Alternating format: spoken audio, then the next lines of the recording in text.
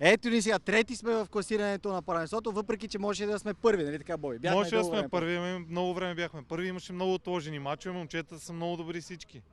Тежък сезон. Ива Стоянова да приготви премиите, тъй като заминаваме утре за Франция. Имаме нужда от някой друг лев, евро, ако може да ги убеди в евро да запремите. Имаме вратар магьосник, нападател, истински голмайстор, макар че не получи той голмайсторския приз, но няма значение, нали? Имаме железен защитник. Киро Терито. Киро Памуклийски, Джон Терито. Да, Киро Памуклийски, Джон Терито и да се покаже, да не се крие. Имаме медали за тия, които играха в началото. Я, Жорко, ела да ги покажем всички. Ела да видим сега целия до. Ето го сега. Киро Памуклийски, Джон Терито, железен защитник, въпреки че аз имам повече картел от него. Така, мръдни се сега, ето дигни купата. Така.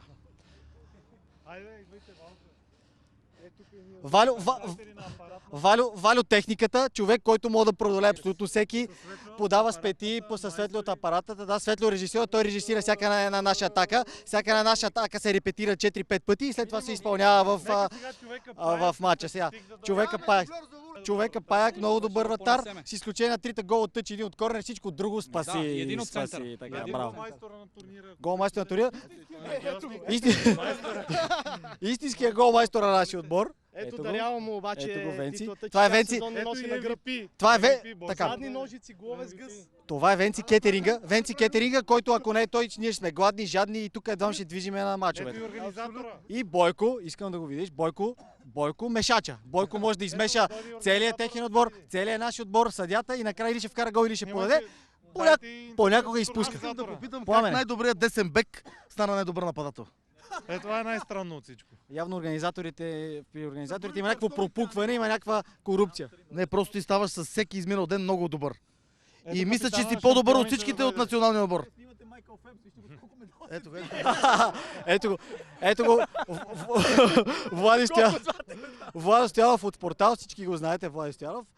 Това е Владо Италянеца, между другото. Владо Италянеца, който играл в Италия много дълго време в футбол. Тук няма право да играе, защото професионалисти не се приемат, но в крайна сметка не е приятел. Въпреки това организаторите ни пуснаха и заслужено спечелихме тази година.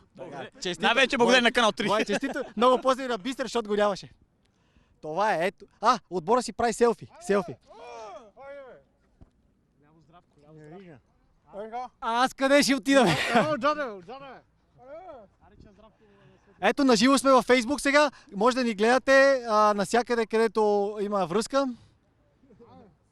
Окей, трети сме, играме в футбол чики-рики. Обаче на нашия съотборник му се роди детенце и да голмайстора. Сега ще го поздравим специално. Освен на терена вкарва и друга. Освен на терена може да вкарва и на други места. Ето го, 3-4.